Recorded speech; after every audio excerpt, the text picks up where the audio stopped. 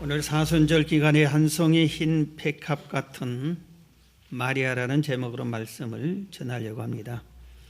이 땅의 모든 사람들로부터 가장 사랑과 존경을 받는 여성이 누구일까? 국가를 초월하고 인종을 초월하고 동서를 초월해서 아마 마리아가 아닐까 이런 생각을 해봅니다. 하나님의 아들인 예수님을 낳으셨던 여인, 예수님의 육신의 어머니인 이 마리아를 모든 사람들이 존중하고 사랑한 줄로 압니다. 마리아는 어떤 모습이었을까? 여러분은 마리아가 어떤 모습이었을 것 같습니까? 제가 한 50여 년 전에 1970년 초겨울에 서울에 올라왔습니다. 그래서 서울 이곳저곳을 다녀보는데 어느 날 명동을 갔습니다. 명동에 언덕에 명동 성당이 있는데 성당 입구에서 들어가면은 왼편 쪽에 마리아 상이 있습니다. 저녁이 돼서 해가 뉘엿뉘엿 져가는데 그 마리아 상 앞에서 한 소녀가 손을 모으고 간절히 기도하는데 미동도 하지 않고 기도를 하는 거예요. 간절히 기도하는 거예요. 그래서 그 모습이 얼마나 신선했는지 마리아의 모습이 저런 모습이 아닐까 설교를 준비하면서 그때가 생각이 났었습니다. 마리아를 꽃으로 비유한다면은 오늘 제목처럼 가시밭에 핀 그래서 향기를 바라는 백합과 같은 꽃이 아닐까 이런 생각을 해봅니다. 오늘 본문에 보면은 유대 땅 갈릴리 지역의 한 작은 마을 나사렛 동네에 마리아라고 하는 여성이 있었습니다. 이 마리아는 요셉과 정혼한 사이였어요. 약혼한 사이였습니다. 당시 유대에서는 만 12살이 넘은 여성이 넘으면은 이렇게 약혼을 할 수가 있습니다. 약혼을 하고 나면은 막 결혼을 하는 게 아니라 1년 정도를 기다리고 준비를 하는 겁니다. 그 후에 1년을 지난 후에 이제 남편이 될 사람이 아내를 데려옵니다. 어느 날 이 약혼한 이 정혼한 마리아에게 하나님의 가브리엘 천사가 나타났습니다. 가브리엘 천사는 하나님의 기쁜 소식을 전해주는 그런 천사 심부름꾼이었습니다. 그러면서 이 천사가 마리아에게 하나님의 큰 은혜를 받은 자여, 하나님의 큰 은혜를 받은 자여 평안할지어다. 주께서 너와 함께 하신다. 이렇게 말합니다. 그러면서 보라 내가 잉태하여 아들을 낳을 것인데 이름을 예수라고 해라. 이렇게 말합니다. 마리아는 깜짝 놀랐어요. 지금 내가 결혼한 사람도 아니고 약혼한 상태에 있는데 그렇다고 내가 누구 다른 남자나 또 내 약혼자 요셉이나 이런 사람들과 부정한 짓을 한 적도 없는데 내가 왜 임신을 하느냐 이겁니다. 이래서 하나님께서 큰 은혜를 받았다 이렇게 얘기를 하고 있습니다. 오늘 본문에 28절에 보면은 은혜를 받은 자여 평안할지어다 그래서 은혜를 받은 자. 30절에도 내가 하나님께 은혜를 입었느니라. 은혜를 입었느니라. 마리아는 왜 이런 은혜를 입었을까? 궁금하지 않아요? 하나님의 아들을 낳는 은혜입니다. 온 인류를 구원해 주는 구세주를 내 몸에서 낳게 해서 구원 역사의 가장 중요한 일을 하는 인류 구원하는 일에 중요한 일을 하는 여성이 왜 이 마리아가 선택이 되었을까 하는 겁니다. 이것은 전부 하나님의 은혜라고 지금 말씀하고 있는데 마리아가 왜 이런 은혜를 받았을까 이겁니다. 하나님이 마리아를 선택하는 것은 하나님의 고유 권한입니다.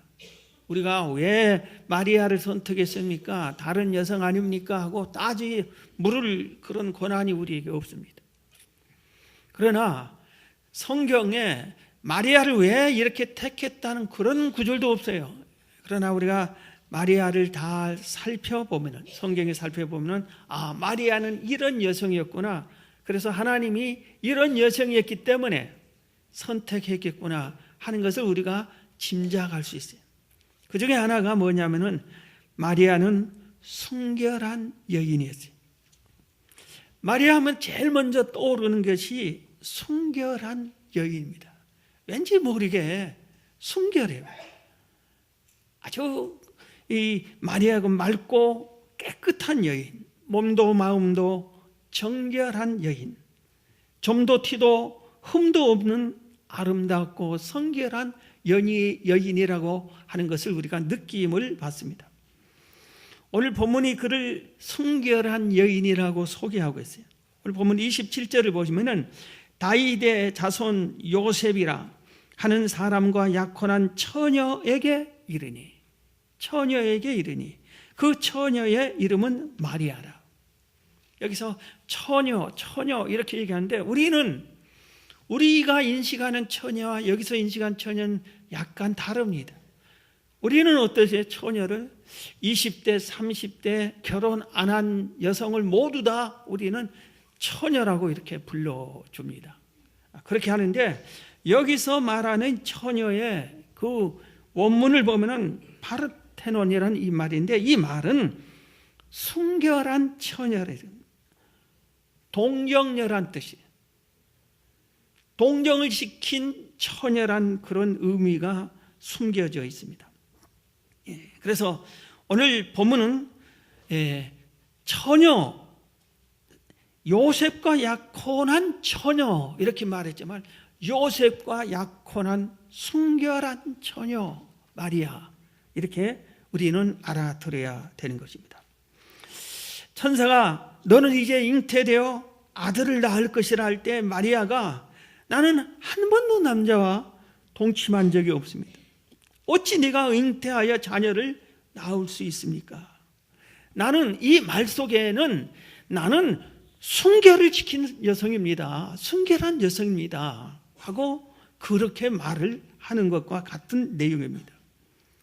당시 유대사에서는 정혼한 여인이 부정을 저지르면 돌로 쳐서 죽이라고 그랬어요. 물론 결혼한 여인이 간음을 할 때 그 두 사람을 다 돌로 쳐서 죽이라고 했습니다. 그렇기 때문에 이 순결을 지키는 것은 목숨과 같이 귀하게 여기던 시대였어요. 그런데 오늘 우리가 살고 있는 이 시대에는 순결을 지키는 것은 좀 이상하다고 그래요. 언젠가 내가 이 어느 방송에서 어느 분이 순결 이 얘기를 하니까 구시대 언어라고 그러더라고요. 지금 어느 시대인데 순결이란 그런 얘기를, 그따위 얘기를 말을 하냐고. 그런 얘기를, 저 여인은 순결한 여인이다면 그는 구시대나 하는 말을 왜 이 시대, 이 신시대에 이런 말을 하느냐. 아이고 뭐 구식시대의 사람이네, 이런 식으로 그냥 하는 소리를 듣고 제가 정말 충격을 받았습니다. 이 시대는 소돔과 고모라성이 성적 타락으로 심판을 받아 유황불이 내려서 멸망당한 것을 알고도 순결이라는 이런 것에 관심이 없어요. 예수 믿는 성도들이 성도덕 불감증에 걸린 것 같습니다. 예수님 미리 말씀하신 대로 이 세상을 음란하고 패역한 세대라고 탄식하면서 말했고, 미리 예언하기를 말세에는 하나님보다 쾌락을 더 사랑한다고 이렇게 미리 예언을 했기 때문에 정말 성경대로 되는구나 하고 이해를 하지, 이런 말씀도 없었더라면 세상이 왜 이렇게 변했을까 하는 그런 생각들을 하지 않을 수가 없습니다. 그래서 요새는 음란한 죄를 짓지 마세요 말하면 듣기 싫어합니다. 왜 그런 말을 하냐고. 국가적으로도 간음죄를 지어도 실컷 간음죄를 지어도 법적으로 아무 이상 없는데 무슨 그런 소리를 하냐고. 교회는 시대가 변할 때 교회도 변해야 되는데 그런 거 변하지 않으니까 교회 지탄을 받는다고 이렇게까지 말하는 사람들도 있습니다. 그런데 우리가 알아야 할 것이 있습니다. 성경은, 우리가 갖고 있는 성경은 예수님이 오실 때까지, 인류 종말이 올 때까지 변하지 않습니다. 1.1획도 틀리지 않습니다. 구원의 길이 이 성경에 있는 이 길 외에 다른 길이 있을 수가 없습니다. 그렇기 때문에 우리는 이런 말에 한두 번이 아니라 수차 경고하는 이 말을 수시로 들어야 되는 겁니다. 고린도전서 6장 9절에 불의한 자가 하나님의 나라를 유업으로 받지 못할 줄 알지 못하느냐, 미혹을 받지 말라. 하나님 나라를 이런 사람 못 들어간다 그렇게 하면서 제일 먼저 얘기하는 것이 음행하는 자나 간음하는 자나. 음행, 간음 비슷한 죄잖아요. 강조하고 강조하는 거예요. 음행하는 자나 간음하는 자나 탐색하는 자나 남색하는 자나, 이건 동성애하는 자나, 도적이나 탐욕을 부린 자나 술 취하는 자나 모욕하는 자나 속여 빼앗는 자들은 하나님의 나라를 유업으로 받지 못하리라. 계시록 21장 8절에도 그러나 두려워하는 자들과 믿지 아니하는 자들과 흉악한 자들과 살인자들과 음행하는 자들과, 살인자와 음행하는 자를 동시에 말했어요. 살인자들과 음행하는 자들과 점술가들과 우상숭배자들과 거짓말한 모든 자들은 불과 용으로 타는 못에 던져지리니 이것이 둘째 사망이라. 우리가 한 번 죽으면 육이 죽는 것이고 두 번째 사망은 영혼이 죽는 것을 의미해요. 영혼이 지옥에 떨어지는 것을 의미하는데, 방금 말한 이런 죄, 특히 음행하는 죄, 간음한 죄는 그 지옥불에 떨어지게 하겠다, 경고의 말씀을 한 겁니다. 디모데후서 2장 20절 이하에 보면 큰 집에는 금그릇과 은그릇뿐 아니라 나무그릇과 질그릇도 있나니 귀하게 쓰는 것도 있고 천하게 쓰는 것도 있나니 그러므로 누구든지 이런 것에서 자기를 깨끗하게 하면, 자기를 순결하게 지키면, 자기를 성결하게 하면 귀히 쓰는 그릇이 되어 거룩하고 주인의 쓰심에 합당하며 모든 선한 일에 준비함이 되리라. 하나님이 우리를 쓰실 때 깨끗한 그릇을 선택한다 이겁니다. 깨끗한 그릇을. 많이 배웠니? 말을 잘하니? 돈을 많이 잘 버느니? 그런 걸 보지 않고 깨끗하냐? 순결하나? 정결하나? 이것을 보고 선택한다고 하셨습니다. 시편 24편 3절부터 보면 여호와의 산에 오를 자 누구며, 여호와의 산에 오를 자 누구냐? 그의 걸어가는 곳에 설 자가 누구인가? 곧 손이 깨끗하며 마음이 정결하여 뜻을 허탄한 일에 두지 아니하며 거짓 맹세 아니하는 자로다. 그는 여호와께 복을 받고 구원의 하나님께 의를 얻는다. 내가 하나님이 누구에게 복을 주느냐? 깨끗한 자에게, 깨끗한 자, 청결한 자, 성결한 자, 순결한 자, 이런 자들에게 은혜와 복을 주겠다, 이렇게 말씀을 하셨습니다. 우리가 섬기는 하나님은 거룩하고 순결하신 분이, 그렇기 때문에 우리도 거룩하고 순결한 자가 되어야 되는 겁니다. 여러분의 마음과 몸을 성결하게 하시기를 바랍니다. 그리하면 하나님의 의가 여러분에게 임할 것입니다. 마리아에게 내렸던 은혜가 임하고 주의 천사가 우리에게도 찾아올 것입니다. 여러분, 세상은 너무나 더럽고 추한다 할지라도 단 한 사람이라도 순결하면은 샘물이 아무리 더러워도 깨끗한 물이 솟아오르다 보면은 나중에는 말 같게 됩니다. 아무리 깨끗한 물도 샘물이 솟지 않으면 언젠가는 그 물은 썩어버리지만 깨끗한 물이 계속 솟아오르면은 밝아져요. 우리 집안이, 우리 동네가, 우리 직장이 예수 믿는 여러분들에 의해서 순결한 샘을 계속 솟아오르면은 언젠가는 성결한 공동체가 될 줄로 믿습니다. 두 번째입니다.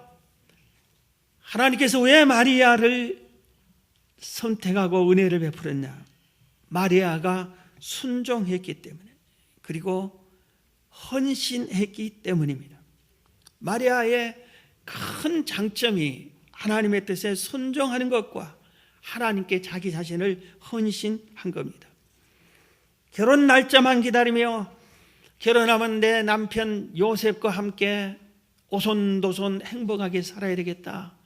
그러면서 아마 마리아는 요리하는 법도 배우고 바느질하는 법도 배우고 또 육아 양육하는 법도 배우고 여러 가지를 배웠을 것입니다. 결혼 날짜만 기다리면서 자기 몸과 마음을 깨끗하게 하면서 남편 될 사람을 기다렸을 겁니다. 그런데 이 마리아에게 하나님께서 엄청나게 큰 것을 요구합니다. 마리아야, 네 몸을 나한테 바쳐라. 네 몸을 나한테 바치라 이겁니다.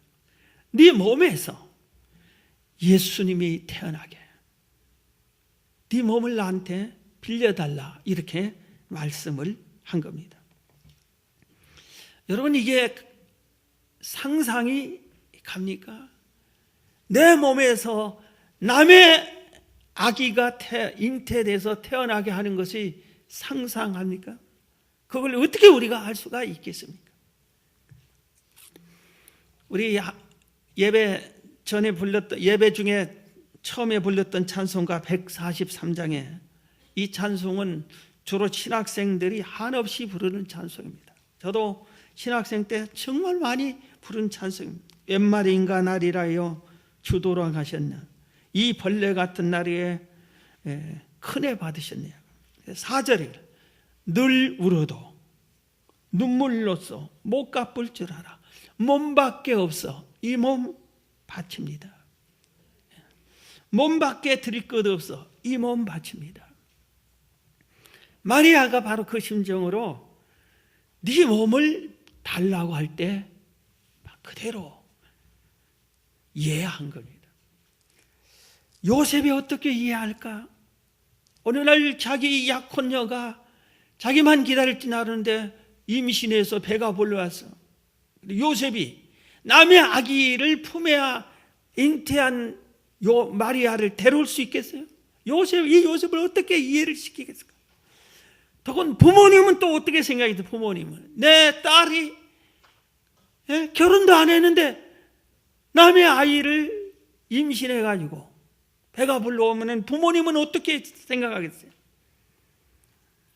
당시 세상 법과 인간의 법을 다 따져도 도리를 생각해도 용납할 수 없어요. 용납할 수 없어요.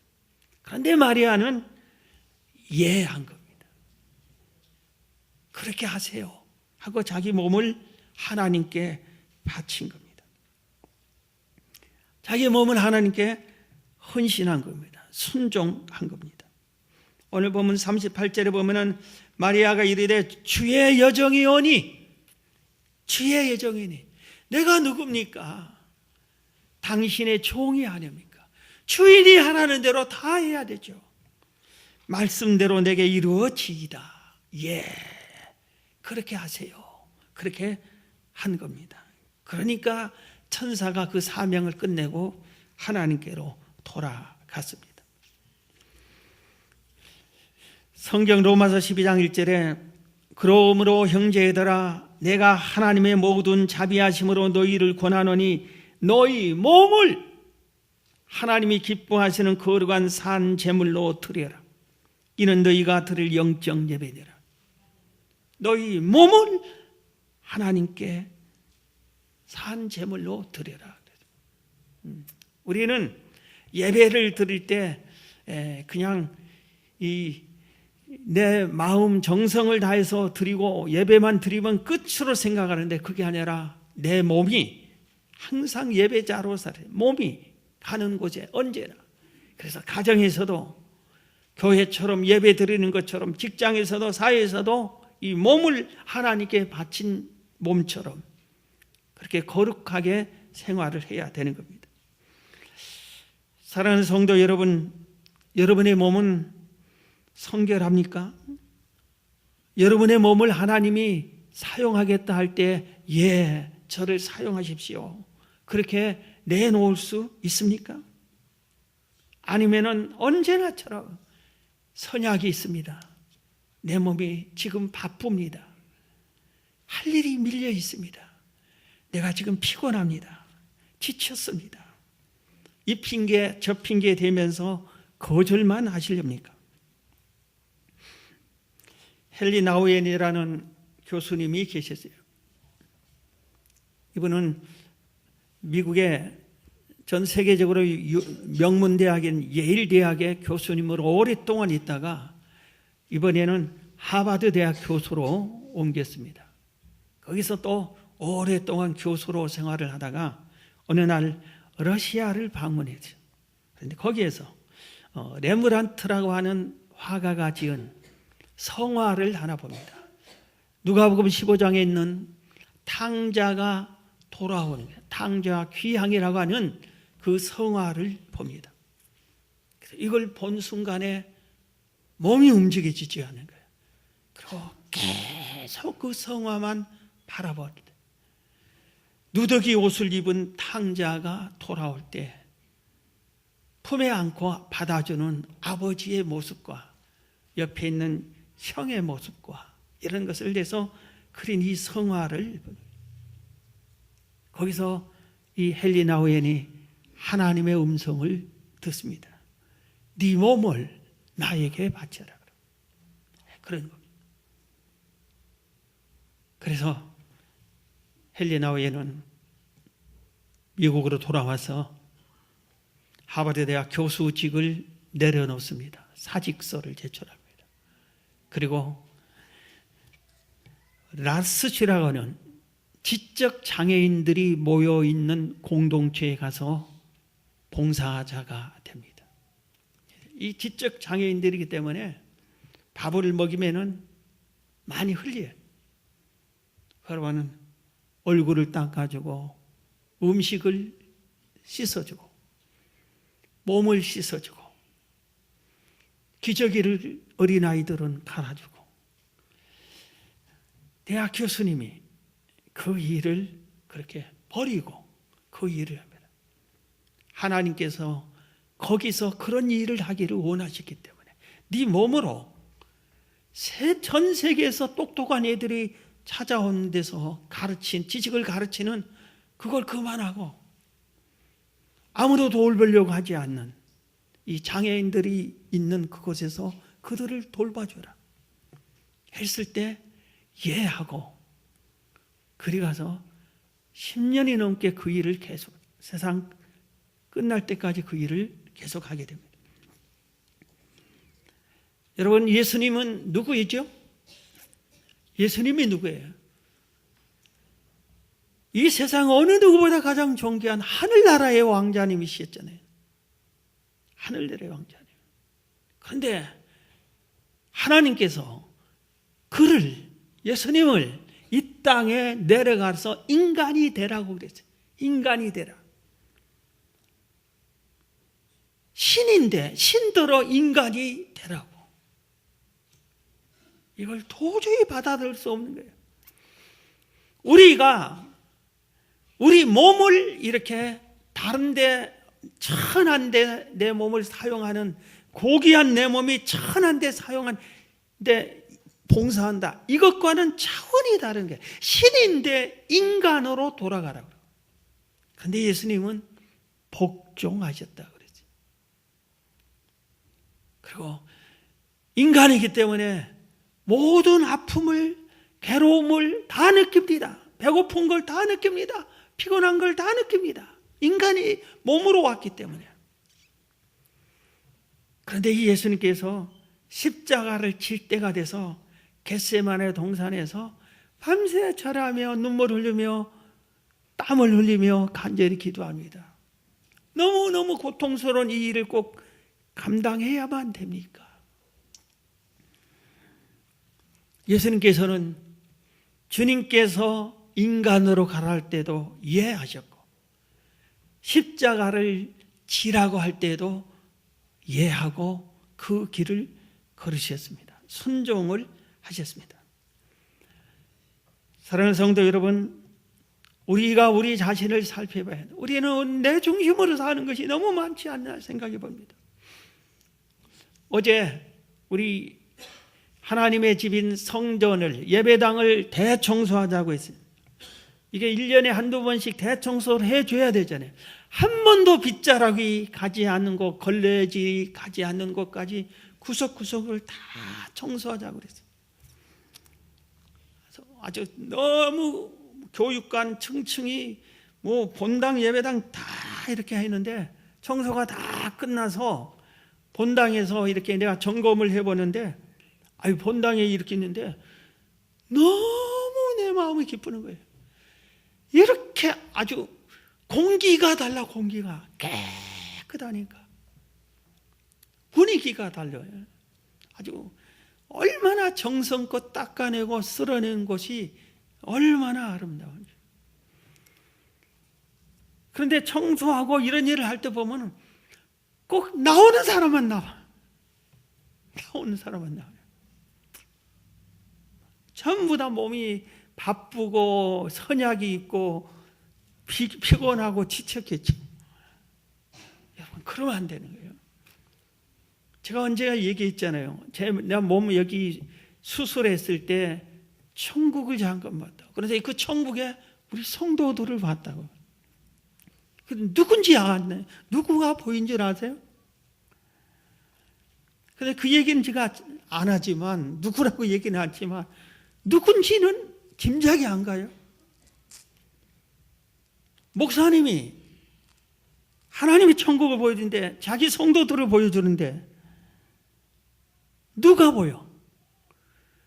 그래서 천국에서 보이는 사람들이 정말 고맙더라고. 천국에 올라가는 게 쉬운 것이 아니라고 생각합니다, 저는. 그런데 천국에서 보았다는 것은 그분은 구원이 확실하다는 것이 아니겠어요? 여러분, 여러분에게도 수시로 하나님이 천사를 보내서 성령님께서, 때로는 주님께서 감동하시고 감화하시고 명령하셔서, 때로는 말씀을 통해서 네 몸을 나에게 바쳐라, 네 몸을 나에게 사용해라, 이렇게 요구하실 때가 있어요. 여러분, 그때 나를 사용해 주십시오. 그런 마리아와 같은 여러분이 되시기를 주의 이름으로 축원합니다. 하나님이 왜 마리아를 사용했을까? 마지막 한 가지를 보면은 마리아는 하나님을 늘 찬양했어요. 물론 이렇게 예배 드릴 때 찬양하는 이 찬양도 찬양이지만, 환경을 떠나서 어느 때나 마리아는 늘 찬양했어요. 찬양했다는 말은 하나님이 명령하실 때 하나님을 향해서 한 번도 원망하거나 불평하거나 또 누구를 미워하거나 그러지 않았다는 거예요. 늘 감사했다는 거예요. 여기서 말하는 찬양. 그래서 마리아의 찬양을 보면은 46절 이하에 보면은 영원히 찬양했어요. 마리아의 영원히 찬양하고 마음으로 찬양하고 돌보아 주신 은혜를 찬양했고 하나님의 능력을 찬양했고 긍휼하심을 찬양했어요. 의식주를 해결해 준 것을 찬양하고 우리를 도와주시는 하나님을 찬양했고 약속을 지키시는 하나님을 찬양했어요. 요나는 고기 뱃속에 잡혀 먹혀 고기 뱃속에서 죽어가는 그때에도 찬양하며 기도했어요. 바울과 실라도 온몸이 상처투성이로 두들겨 맞고 쇠고랑이 차이는 감옥에 갇혀 있는데도 거기서 찬양과 기도를 했어요. 저도 몸이 너무 아플 때는 찬양이 안 나와요. 그래서 바울은 어떻게 찬양을 했을까? 요나는 왜 고통스러울 때 찬양을 했을까? 나는 왜 안 되지? 그 생각이 들면은 억지로라도 주여 감사합니다 하고 생각과 말을 바꾼 적이 있어요. 여러분, 우리의 삶 속에서 내 중심으로 살면은 기쁜 일일 때는 기쁘고 속상하면은 막 속이 뒤집히고 그럽니다. 그게 인간이니까 그러는 거예요. 그러나 내가 섬기는, 내가 믿는 하나님을 향해서는 절대로 내가 속상해도 찬양하고 슬퍼도 찬양하고 마음 아픈 일을 당해도 찬양하고 어떠한 일을 당해도 찬양할 줄 알아야 됩니다. 그게 마리아입니다. 자, 말씀을 마치겠습니다. 사순절 기간입니다. 그리스도의 은혜를 묵상하고 그리스도의 고난에 동참하기를 원하는 그 기간이어야 됩니다.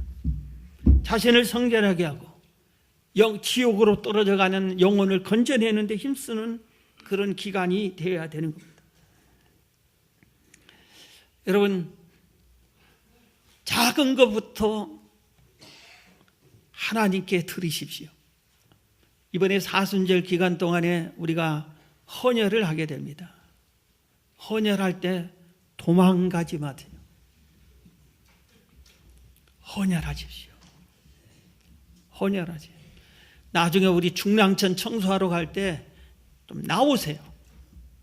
남을 위해서 시간도 내고 중랑천 청소도 하고 우리 희생하고 헌신하고 봉사하고 이런 일에 이 몸을 좀 사용하세요. 이 몸으로 그동안 무엇을 위해서 사용해서 늙고 병들 때까지 무엇을 위해서 이 몸을 썼어요.